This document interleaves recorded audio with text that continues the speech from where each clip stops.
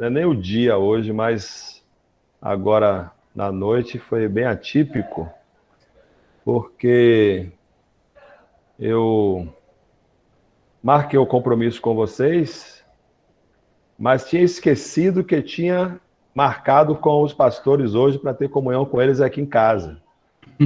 Rapaz, eu disse, meu Deus, e agora? Eu não vou desmarcar nenhum dos dois, eu vou tentar estar nos dois. Aí pedi para poder começar 19h30, justamente para dar tempo para eles. Aí mandei eles chegarem mais tarde. Tá bom. Porque a gente ia tomar café junto, tinha não, vai. Aí a Anne está agitando as coisas. Eles vão chegar mais tarde um pouquinho. Já está acertado com eles.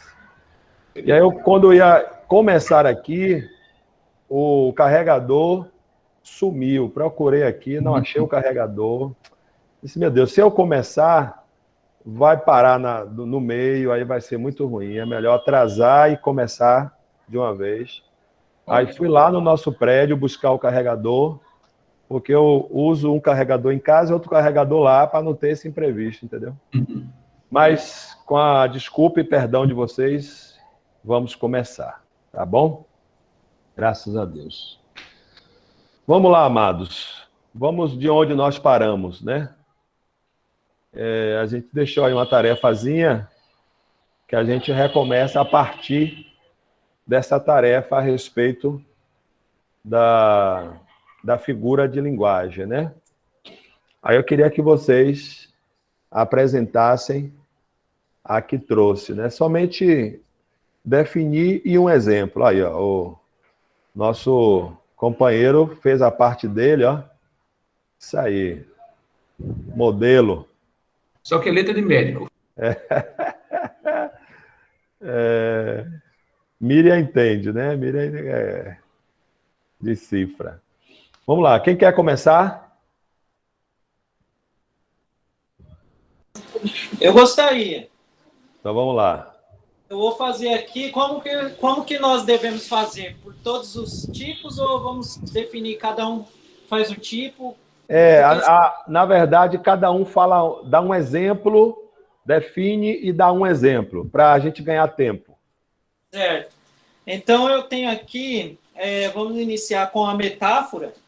E a definição de metáfora consiste em atribuir a uma pessoa ou coisa uma qualidade que não lhe cabe logicamente. Pois uma transferência de significado de um termo para outro e se baseia em semelhanças que o emissor da mensagem encontra entre os termos comparados. Então, aqui eu tenho como metáfora o que está lá em Jeremias, né? Jeremias 23, 29.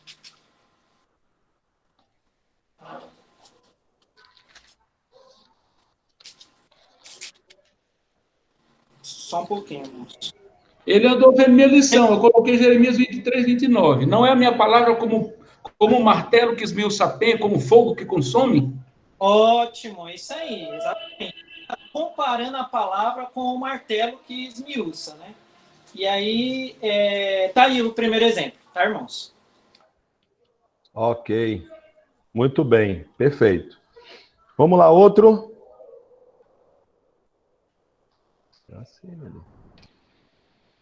Dentro desse aí também, nós temos como palavra, eu também tinha colocado esse aí, martelo que despedaça, martelo como despedaçador, né? Também temos o exemplo de semente, né? Que gera frutos, quando Jesus fala do semeador, né? Lançou a semente, né? Então, temos também a espada, que fala que ela penetra e vai até a divisão das... Então, eu creio que seria esse aí. Dei dois aqui, mas seria só um, né? Mas... Esse é a metáfora? Era para ir para o outro? Tá, você daria um outro exemplo de... No metononia? Pode ser. Pode ser? Então, essa aqui, a metonomia, é o uso de uma palavra fora do seu contexto. Tipo, causa e efeito, né? Certo. Tipo, a matéria versus objeto. Então, e seria isso aí, porque no caso, essa aqui, a gente poderia colocar aqui o autor, quem é o autor da obra, ou a obra versus obras. Então, ao invés de falar o nome do autor, vou falar a obra do autor. Então, um verso, mais ou menos, seria isso aí. Ok. Antônio Carlos, se você me permite, essa é metonímia. É metonímia, né? A pronúncia correta? Metonímia. Metonímia, a metonímia, tá. A metonímia eu achei como é uma figura de linguagem que surge da necessidade do pregador dar mais ênfase à comunicação. Eu coloquei como exemplo Gênesis 6,6, que Deus diz: me arrependo de ter criado o homem. É uma força de expressão maior, né? Alguns chamam até de hipérbole, né? É um exagero de linguagem para dar mais ênfase.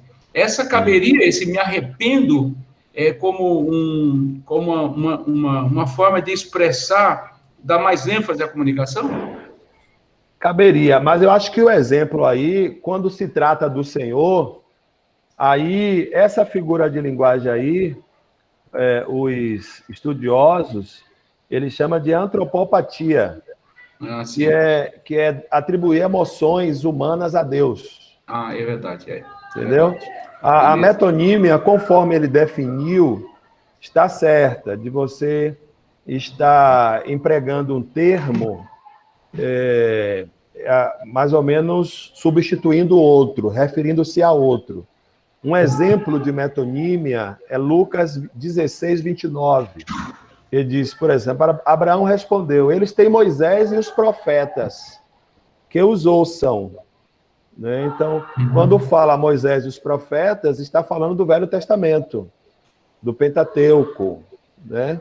Daquilo que era Bíblia naquela época. Né? Moisés e os profetas, eles estão representando a pessoa pela obra. Sim. Ela é meio complexa, essa definição de metonímia. Antônio, Oi. Antônio, essa metonímia, ela tem alguns aspectos, tem? Porque eu achei alguns aqui. Pode falar. Eu coloquei dois. Eu usei o texto de Atos 2:28, que fala, Atos 8:28, que fala: regressava e assentado no seu carro, ali lia o profeta Isaías.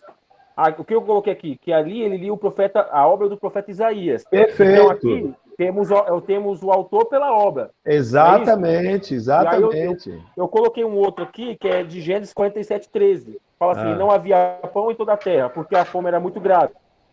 De modo que a terra do Egito e a terra de Canaã desfaleciam por causa da fome. O que faltava na terra, na verdade, era o alimento geral. A palavra pão representa os alimentos. Então, aqui a metonímia é o tipo de a parte pelo todo, não é isso? Exatamente, exatamente. Perfeito. Qual o texto, por favor? Repete o texto aí, querido. Foi Atos 8:28 e Gênesis 47:13. Tá ótimo. Tá ótimo.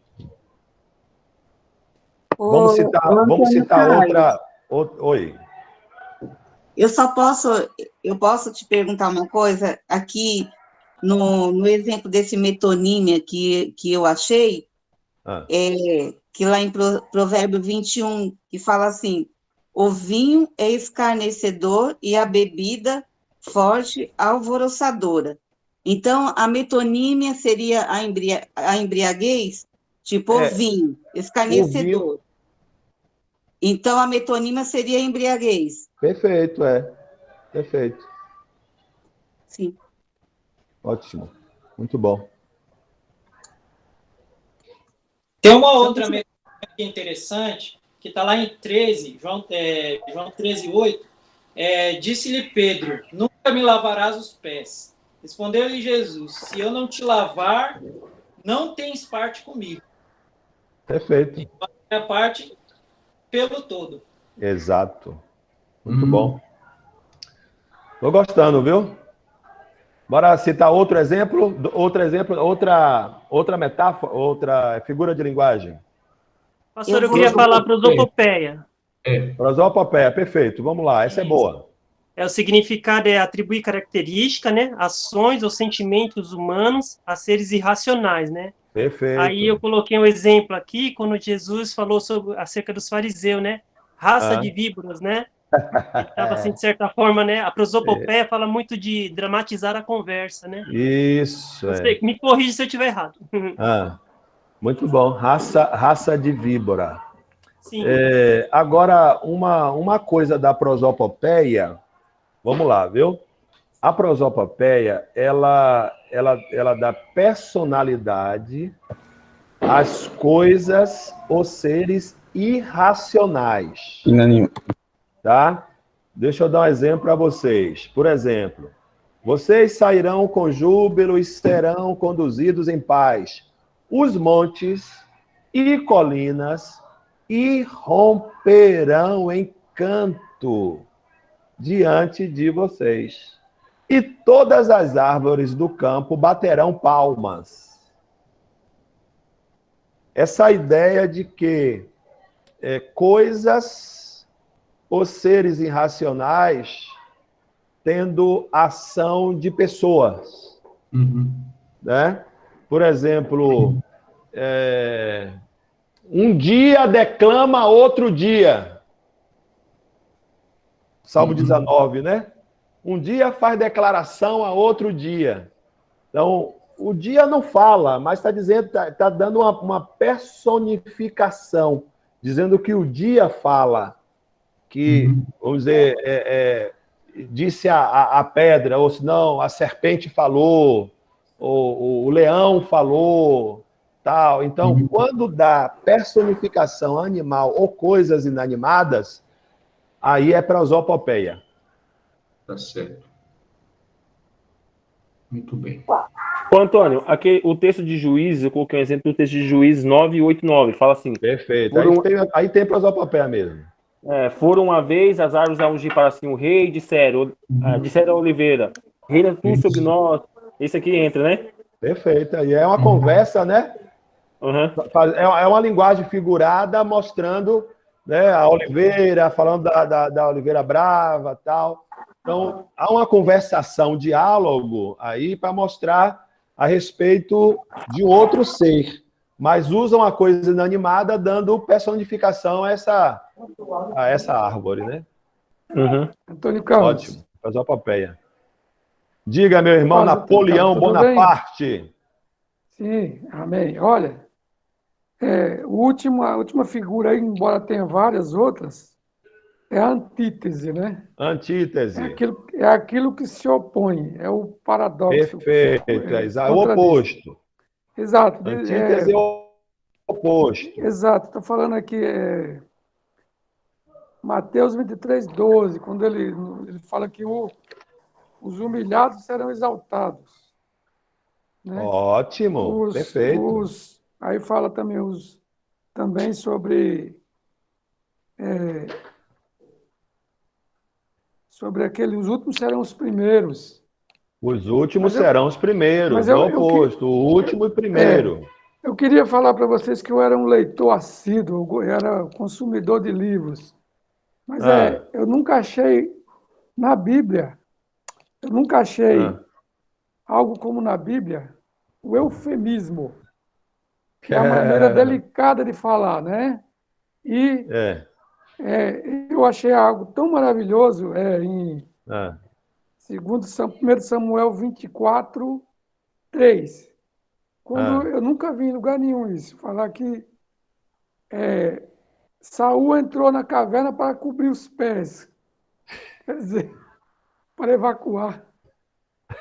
Não há, eu creio que não há algo tão maravilhoso, que a Bíblia é tão delicada para essas coisas. Usa a linguagem. A preciosidade dessa, né? Por exemplo, quando Paulo e Jesus falam de morte, usa a palavra dormir. Exato. Né? Substitui a palavra morte, que é muito forte, para a palavra dormir. Isso é eufemismo. Exato. Muito bem, Napoleão. Okay. Vamos lá. Outra aí. Vamos, Júnior. Pode falar, Luísa. Quero falar tipos. Tipo, jogou duro aí, Luísa. Tipos é objeto ou coisa que serve ou se usa para produzir outro igual. Aí eu coloquei 1 Coríntios 13, do 4 ao 7. Ah, E eu coloquei uma observação, que é o tipo de amor que Jesus espera de nós. tipo Tá de certo? amor. Tá, vamos lá, vamos pensar junto. O tipo, defina aí, Luísa, por favor. Objeto ou coisa que serve ou se usa para produzir outro igual. Para produzir, objeto ou coisa que serve para produzir outro igual. Tá, eu vou dar uma melhorada na sua definição, né? A partir do que eu tenho aqui. O tipo, ele é uma representação. Vamos usar essa expressão, representação, como palavra-chave para a gente entender melhor tipo. Representação de uma pessoa ou coisas espirituais por pessoas ou coisas materiais. Exemplo de tipo. Quando Jesus diz assim, o pessoal pede um sinal, né? Faz um sinal, Jesus. Aí Jesus disse, olha, nenhum outro sinal será dado a essa geração, senão do profeta Jonas. Tá? Então, Jesus chama Jonas como sinal, aí é um tipo, porque Jonas é um tipo de Cristo. O que é que a gente aprende nesse tipo? Que Jonas, ele foi engolido pelo peixe, né? Pela baleia e tal, e ficou ali no ventre do peixe, e depois ele é colocado para fora. Da mesma forma, Jesus vai morrer, vai ser sepultado, depois ele vai ressuscitar. Jonas é uma figura de Jesus. Paulo usa a figura de Adão para poder falar de Jesus. Então, Adão é um tipo, Jesus é um antítipo. Essa expressão antítipo é o cumprimento do tipo. Aquilo que é um tipo material, ela vai ter a realização espiritual, que é o antítipo. Por exemplo, assim como Moisés levantou a serpente no deserto, da mesma forma o Filho do Homem será levantado e atrairá, tal. Aquela serpente no deserto, ela agora é um tipo. Jesus é o antítipo. É o cumprimento daquele tipo. Deu para compreender, Luísa? Sim. Então, o meu está errado. Bora usar uma... O meu também está errado, viu? Ô, Antônio, o dilúvio pode ser usado como tipo, né? Como? De que forma? O dilúvio no dia de Noé é usado como tipo de batismo. Ah, sim. Até o Pedro usa o dilúvio como um tipo de batismo. Isso. Pedro cita o dilúvio como tipo de batismo. 1 Pedro 3:15 a 18, por aí. A lei e a graça também, né? É segunda Pedro, viu, gente? Não, primeiro. 1 Pedro? 1 Pedro 3, 20 e 21. Ah, legal. Perfeito. É isso mesmo. Tá aqui. Aqui, o 21 fala assim, e isso é representado pelo batismo. O batismo é um antítipo. O dilúvio é o tipo. Quem mais? Antônio, boa noite. O grão de trigo seria um também? Porque quando ele fala assim que se o grão de trigo cair e não morrer, ele fica só, está se referindo à morte de Jesus também, né? Que ele precisou morrer para atrair muitos a ele também. É um tipo. Então também está correto? Também é. Você usa o grão de trigo para representar Jesus, a sua morte, né? Jesus é um antítipo disso.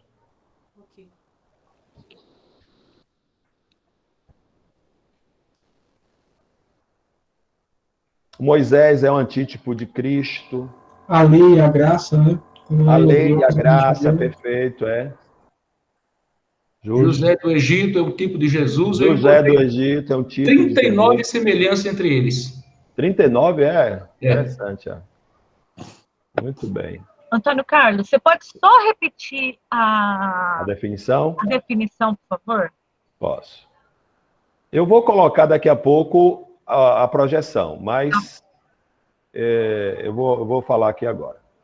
É a representação de pessoa ou coisas espirituais por pessoas ou coisas materiais.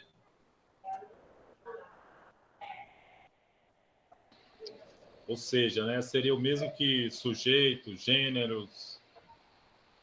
Seria isso também? Por exemplo. Não, você está falando de uma pessoa, né? O sujeito, né? Gênero, o sujeito, certo. Isso, entendeu? Perfeito. É. Nesse caso aí, entraria o vinho e o pão? Hã?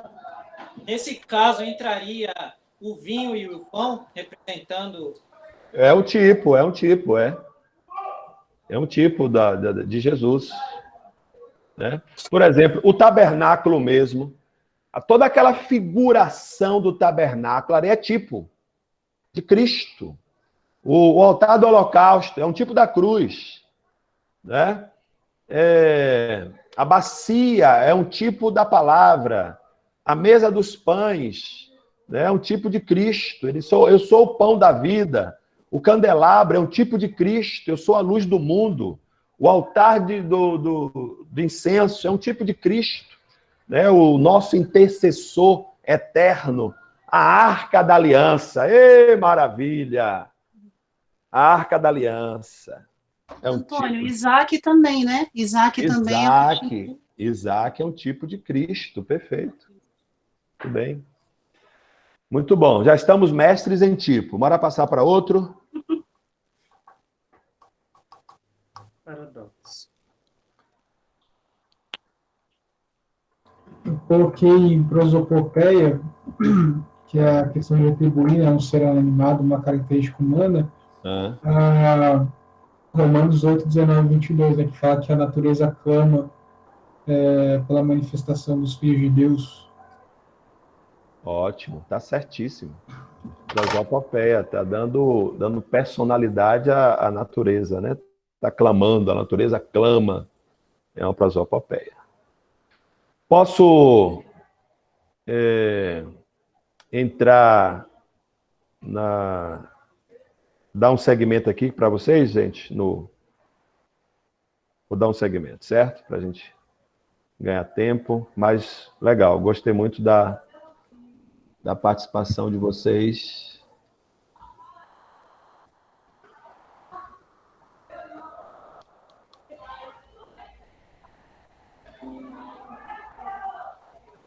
Vocês estão vendo a projeção? Abre o microfone e fala que eu não estou vendo vocês. Sim, estamos vendo sim, está tudo jóia.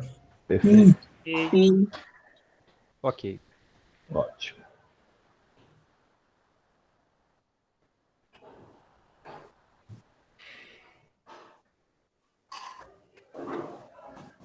Então, vamos lá.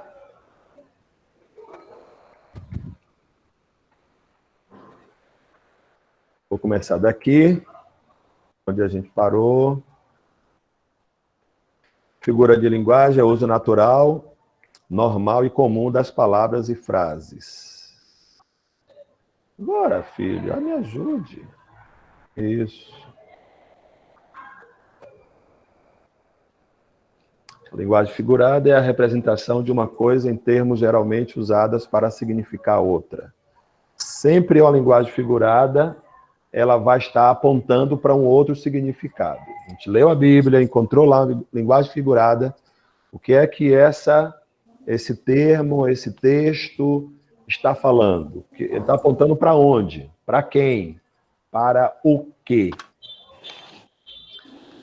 Quando você estuda a linguagem figurada, a figura é meramente uma palavra ou frase colocada de forma diferente do seu emprego, ou sentido original e simples. passando.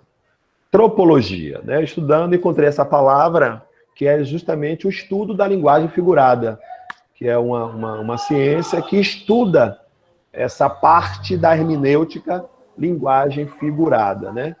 E a tropologia é o emprego da linguagem figurada para atrair atenção, tornar o abstrato mais concreto, para se tornar de fácil armazenamento na mente. É um estímulo à reflexão e também resume uma ideia. Jesus usou muito linguagem figurada. É interessante que vocês não falaram sobre parábola, né, que era a linguagem preferida de Jesus, falar em parábola. Jesus usava muita parábola, muita mesmo. Por que se utiliza figuras de linguagem? Primeiro, as figuras de linguagem acrescentam cor e vida, dá uma dinâmica. As figuras de linguagem chamam a atenção. As figuras de linguagem tornam os conceitos abstratos ou intelectuais mais concretos. As figuras de linguagem ficam mais bem registradas na memória, as pessoas assimilam melhor o ensinamento. Por isso que Jesus era um mestre por excelência, porque na sua didática ele usou demais figuras de linguagem para tornar acessível o seu ensinamento para o seu público. Ele falava sobre rede, falava sobre pesca, falava sobre plantação, falava de tudo para que os seus ouvintes pudessem entender o que ele estava falando. Né? Por exemplo, quando ele usa as parábolas, né?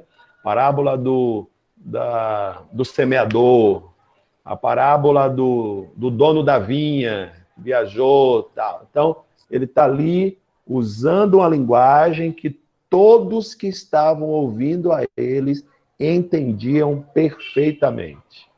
As figuras de linguagem sintetizam uma ideia, e as figuras de linguagem estimulam a reflexão. Aí, as minhas definições, né, de símile, metáfora, antítese, a gente já conversou sobre isso. Teve uma definição aí, Jeremias 23, 29, que vocês citaram. Na minha opinião, posso até estar errado, mas na minha opinião, Jeremias 23, 29 é uma símile, porque ele faz uma comparação, tá?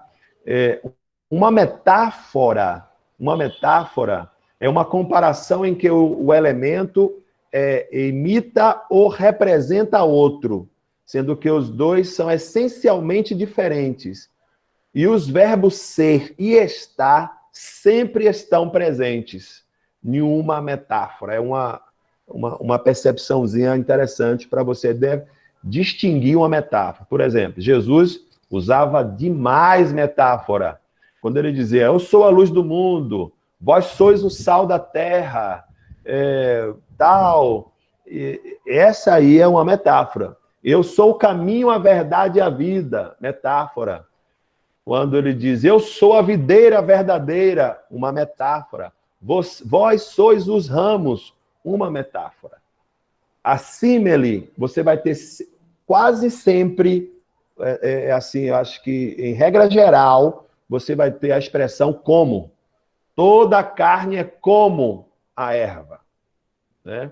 E essa é a expressão de Jeremias 23, 29, eu acredito que seja uma símile.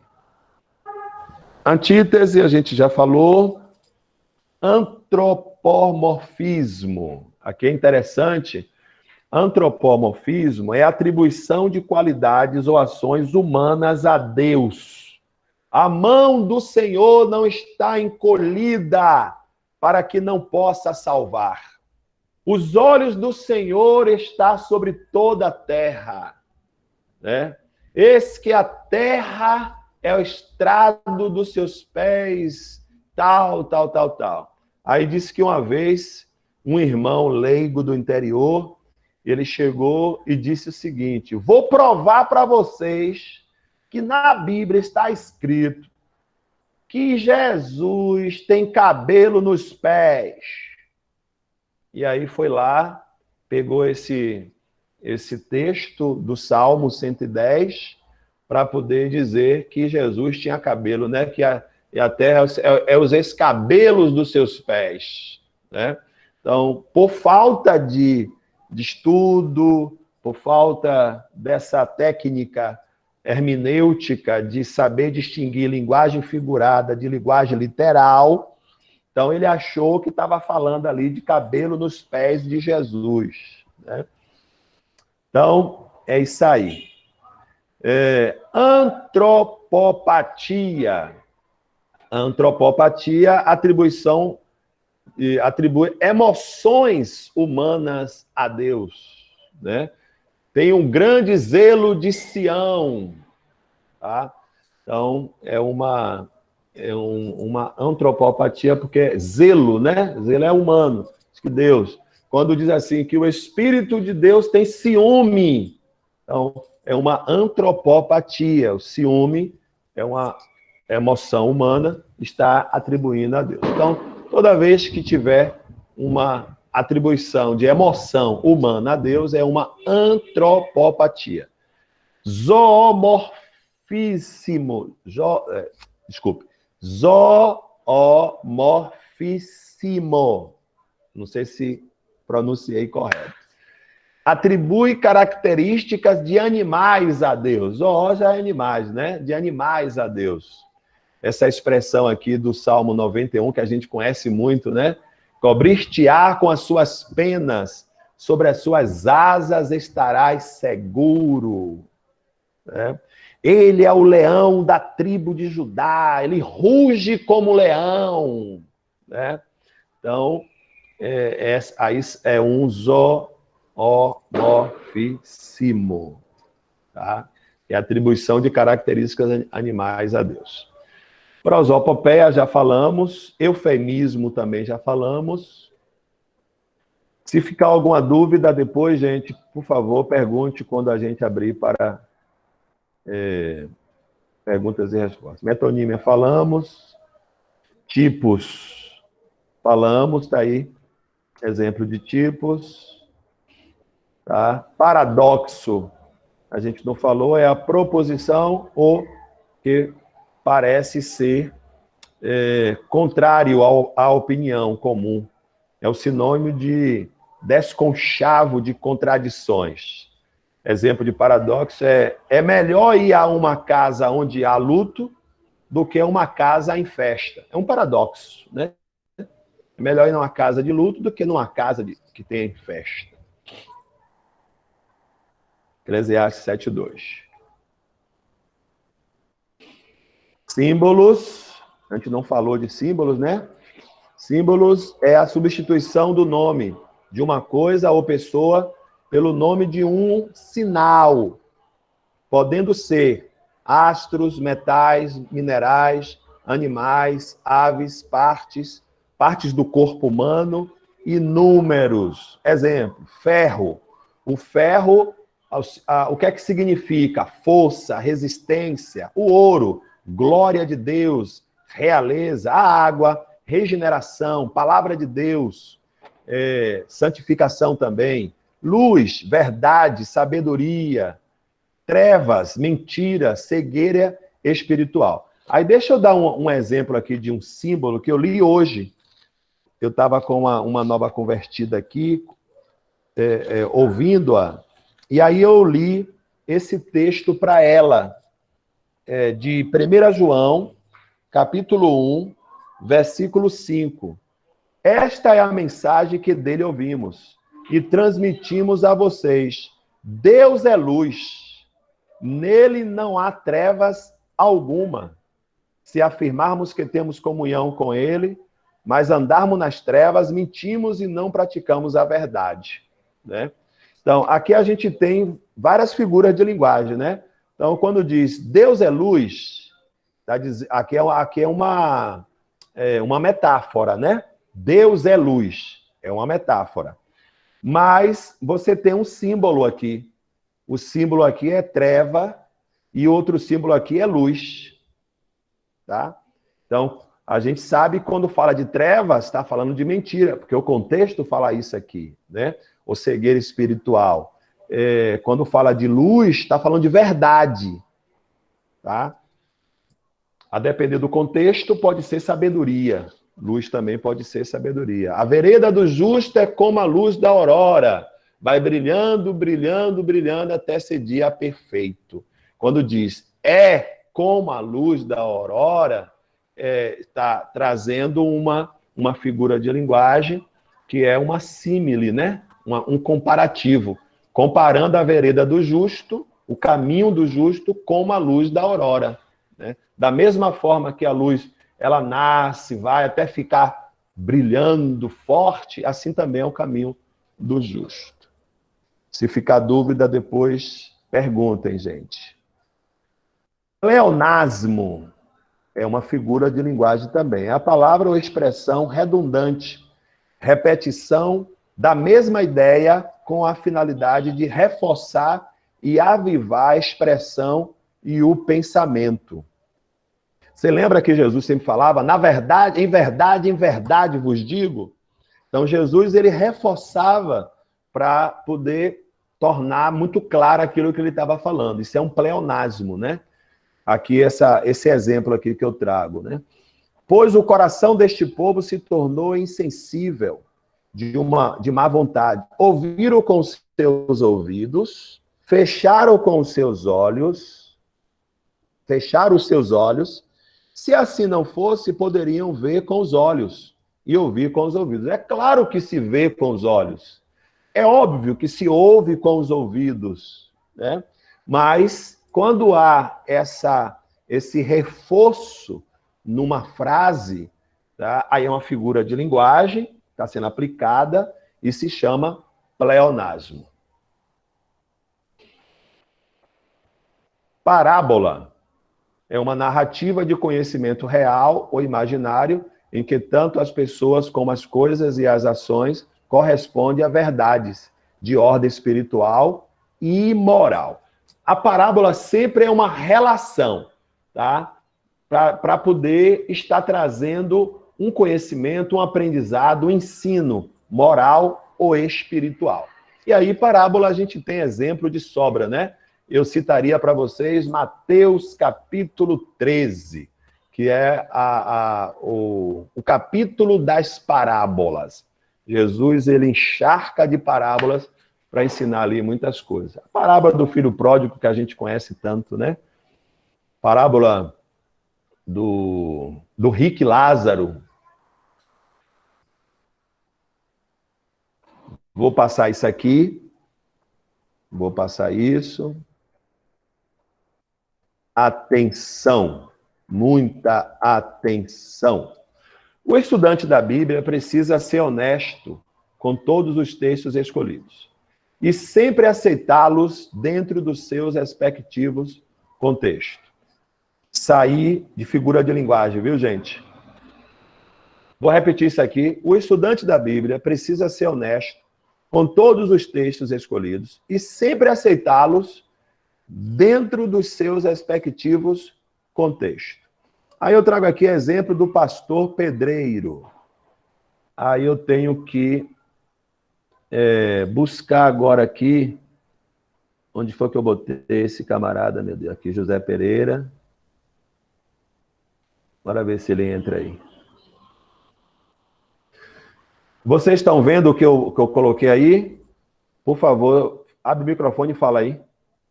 Sim, estamos vendo. Ok. Estamos vendo, sim. Pronto, então ouça aí. Ouçam bem. Perfeito.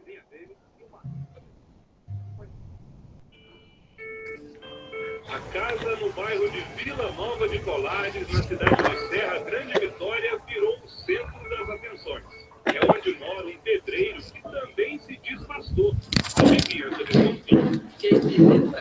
nunca vi falar que existia esse, que o pastor tem direito, né, essas coisas. Essas coisas significam casos extraconjugais. O pedreiro pastor é Justino, de 70 anos. E foi na Bíblia que o pastor viu que poderia ter outras mulheres.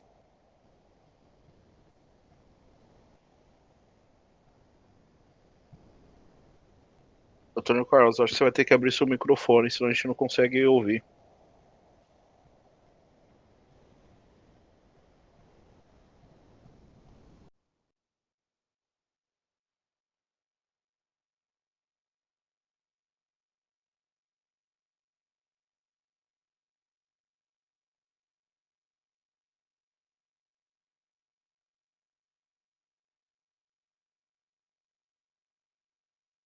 Seu microfone tá fechado, tá? A gente não tá te ouvindo. A gente não está ouvindo o áudio, Antônio Carlos. A gente estava ouvindo, mas agora não está ouvindo mais. Tem que abrir o seu microfone.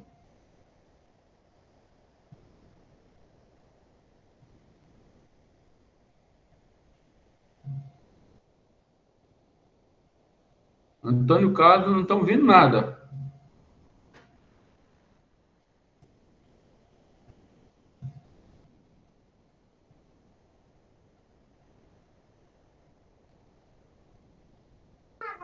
Tá fechado o microfone. Oh, beleza. Ele agora abriu. Cadê o vídeo? Ele aqui. De falar que existia esse... que o pastor tem direito, né? Vocês estão ouvindo agora? Sim. Sim. Ô, Antônio, só aumenta o volume do seu PC, que tá baixo, e aí, tipo, a gente consegue... Tá bem baixo, assim. Não é nem o meu PC, não. Acho que é o áudio mesmo. É, mas é porque tá baixo, é isso. Eu acho que vai melhorar. Só aumentar. Se vocês quiserem, eu posso transmitir no YouTube também. Tem aqui, eu posso projetar. Acho que fica melhor do que no... Você quer pegar no YouTube? É, eu sei que vídeo é esse. Talvez fique melhor. Mas eu acho que se aumentar, fica melhor aí, sim. Meu Deus. A mulher tem 4 filhos, é casada e prefere não aparecer. Agora tá ficando melhor. E sonhou que teria filhos com o pastor, uma revelação. Deus me levou tudo isso. Não teve pra onde fugir. O marido também conversou com o pastor, aceitou. Eu pensei comigo, se fosse a vontade de Deus, teria feito pedindo a Deus misericórdia, foi uma coisa mais difícil da minha vida. Porque tomaram essa decisão, pegaram uma mulher, o marido. O pastor também é casado. Vamos explicar a Bíblia. Oséias, capítulo 3. Deus profeta, homem como nós, que diz que Deus mandou tomar uma mulher e adulterar. O que eu estou falando adulterar? Foi a palavra adulta. Receba essa mulher que foi adulta. Não é assim? Não, aqui está dizendo aqui que vai outra vez, ama uma mulher amada e seu amigo e adultera.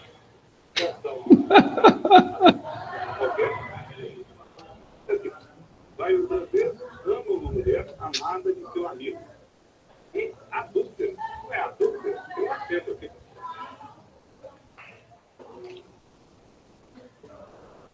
Houve uma interpretação equivocada? Só agora que o Jeri percebeu, é?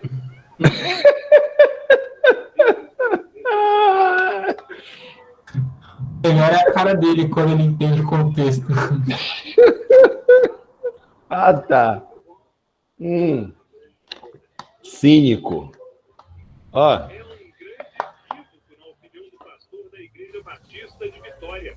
O capítulo de Oséias fala de perdão a uma mulher adúltera. A Bíblia também é clara com relação às obrigações de um pastor. Um pastor ou um bispo deve ser irrepreensível e deve ser marido de uma só mulher. Então, isso é a palavra de Deus, é a Bíblia.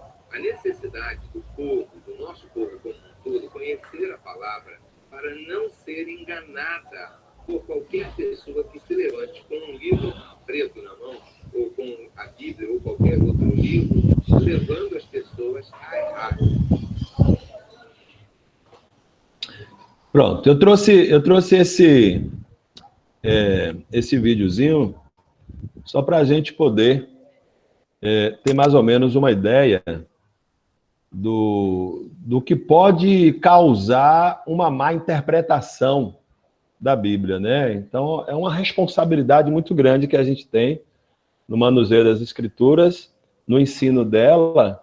Veja aí que o escândalo, né, que isso causou com a ação desse camarada, né? Eu falei isso na aula de homilética sobre olhar o contexto, eu quero repetir aqui. Contexto é um trecho das Escrituras que contém tudo que cerca o texto. Então, o que é o contexto? É tudo que cerca o texto. Você tem lá um versículo. Então, o restante da Bíblia toda é o contexto. Você tem um capítulo, o restante da Bíblia toda é o contexto do seu texto, né? Um texto fora do contexto, ele vira um pretexto. O que a gente viu desse pastor aí, que ele pegou um texto, tirou ele do seu contexto e virou um pretexto para adultério, para o pecado sexual dele, né? Nunca devemos manipular um texto para concordar com as nossas ideias. Foi exatamente o que aquele camarada fez. Ele pegou um texto, manipulou o texto, porque ali não é somente ignorância de conhecimento gramatical, né? Não é somente isso.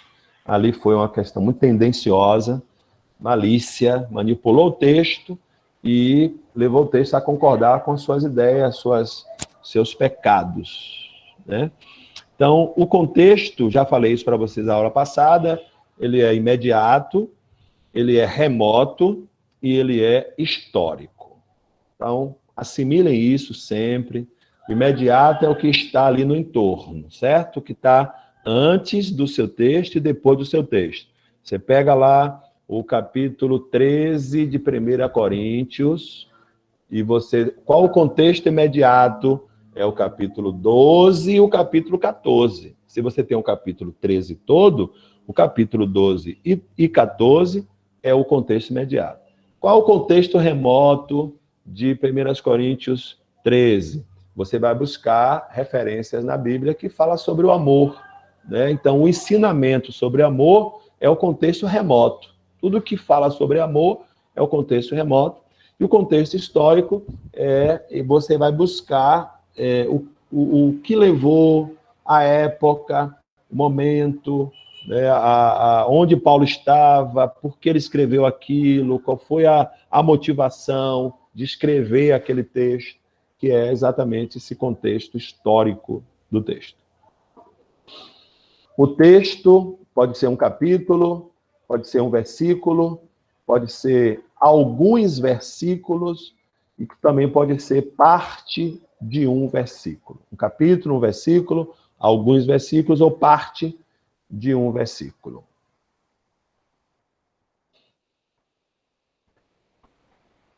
Para interpretar o texto, devemos ter honestidade, não forçar o texto.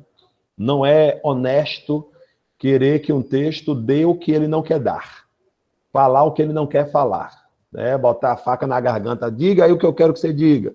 Deixa o texto dizer o que ele fala, o que quer dizer, que a Bíblia por si mesmo se interpreta. Né? Procurar luz no contexto, verificar o antes e o depois. É sábio, é prudente para interpretar.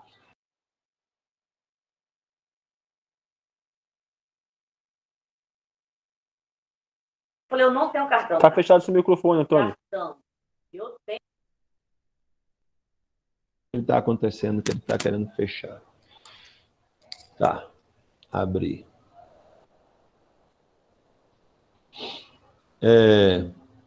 Tá aberto, né? Beleza. Então, buscar sempre a linguagem exata, procurar o significado das palavras desconhecidas.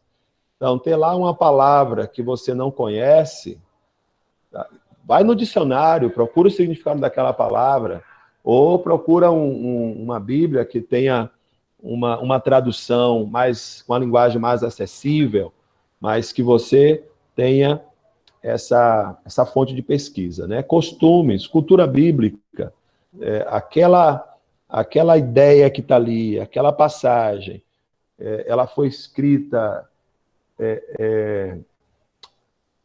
induzida por uma cultura. Então, isso é importante. saber para você também interpretar de forma correta.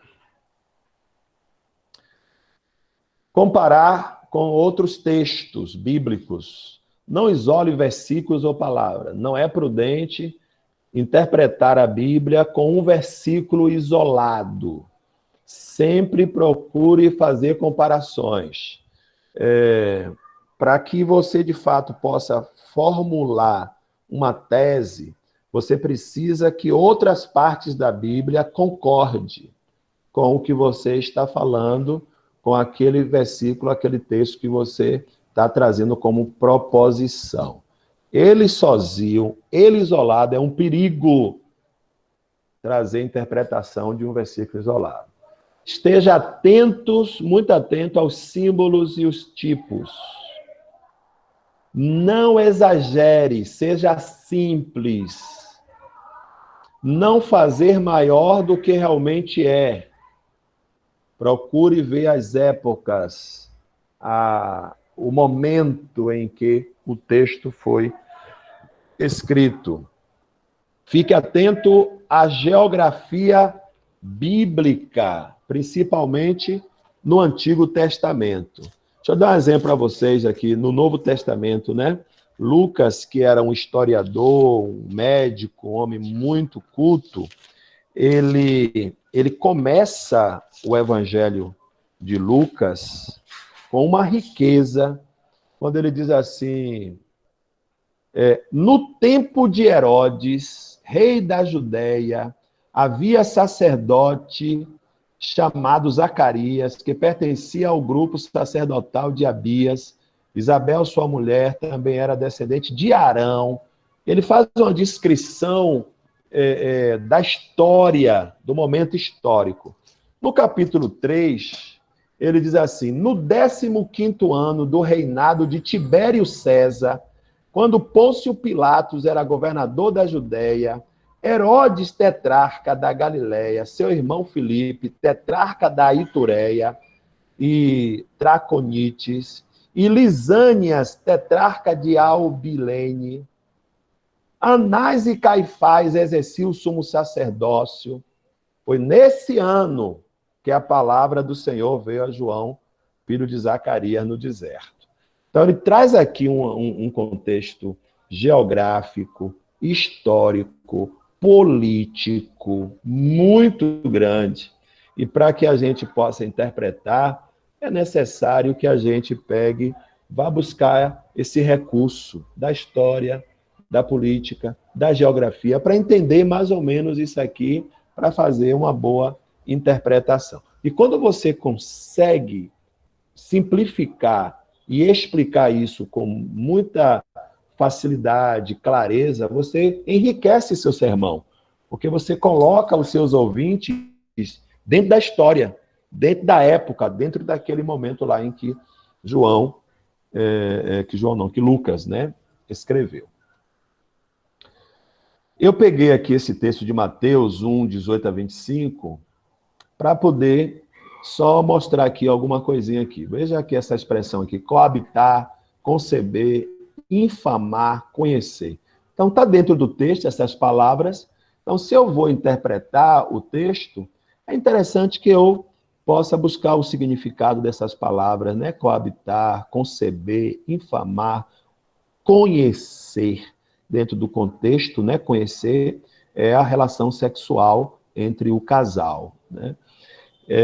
E aí tem outros detalhes no texto que a gente precisa ter essa habilidade para deixar ele com clareza, para que quando você for fazer o seu esboço, você não pisar em banana, né? Não escorregar e cometer gafes, falar o que não deve falar e interpretar de forma indevida. João também, falei aqui, bodas, almudes, mestre-sala, né? Bodas é casamento, almudes, unidade de medida, mestre-sala, alguém que tinha o comando, que organizava, era uma espécie de chefe, né, de cozinha. Caná da Galileia, né? Foi em Caná da Galileia. Isso aqui é geografia. Onde era Caná da Galileia?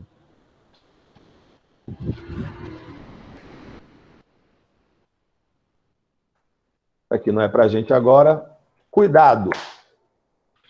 Cuidado com a ideologia e cuidado com o fundamentalismo. É um perigo muito grande nesse aspecto da interpretação bíblica, a gente ir por esse caminho, o caminho da ideologia, né, que é definir uma parte rejeitando o todo. Né? Eu dou aqui esse exemplo de Marcos 10, 23. Né? Como é difícil a quem tem riqueza entrar no reino de Deus. Aí chegar a dizer assim, ricos não vão ser, os ricos não serão salvos. Eu pego esse texto aqui e estabeleço aquela coisa de você pegar um versículo isolado, né? Quem pega versículo isolado para fazer a interpretação vai trabalhar muito nesse campo da ideologia, ideológico, né? Eu tenho a minha ideologia e eu vou estabelecer a minha ideologia como doutrina. Ricos não entram. Aqui, está escrito aqui, ó. Está escrito na Bíblia. É difícil quem tem riqueza entrar no reino de Deus. Mas o contexto da Bíblia, os outros textos, eles falam exatamente isso. E foi isso mesmo que Jesus quis falar, né? A outra coisa é o fundamentalismo, né? O fundamentalismo, um exemplo de fundamentalismo é: se teu olho te escandaliza, arranca-o e tira-o para longe de ti. O fundamentalista é aquela coisa literal, né? O fundamentalista, ele é literal. Está escrito aqui, ó, se escandalizou o olho, mete o dedão lá, arranca ele. Se a língua escandalizar, bota para fora e corta ele. Se a mão escandalizar, bota lá e mete o facão nela. Isso é o fundamentalismo que pega a coisa literal para poder interpretar. São dois perigos que a gente precisa ter cuidado na interpretação da Bíblia. Tanto em você interpretar, quando você ouvir também, né? Pense nisso. Temos que estudar o texto para sabermos o que ele está dizendo e o que temos a dizer com o que ele disse. Deixar o texto realmente dizer o que ele disse e a gente falar o que ele realmente disse. Nunca se esqueça, a Bíblia interpreta-se a si mesmo, a Bíblia é consistente, ela não se contradiz, ela é muito consistente. O Espírito Santo ajuda a entender, ele é o nosso mestre, é o melhor professor que a gente tem, é o Espírito Santo. E, portanto, quando a gente for estudar a Bíblia, é importante que você ore, pede ao Espírito Santo me ilumina, me dá clareza, me dá sabedoria, tá? Me dá entendimento, abre os meus olhos espirituais para que eu possa compreender e entender. E aí é bom você ler orando e ler várias vezes, ler muito, ouvir outros, o que outros estão falando daquele texto, né?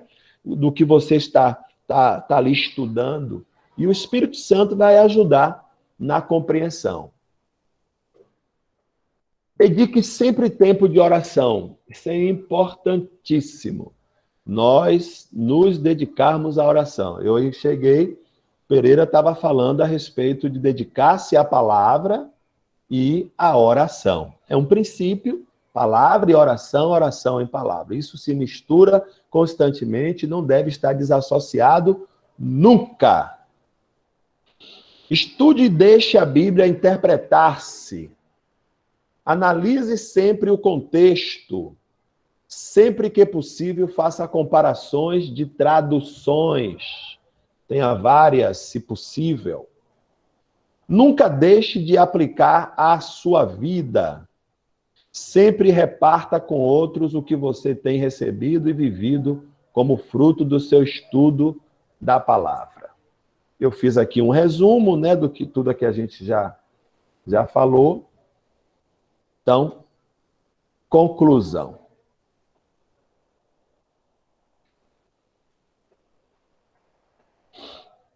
Voltemos.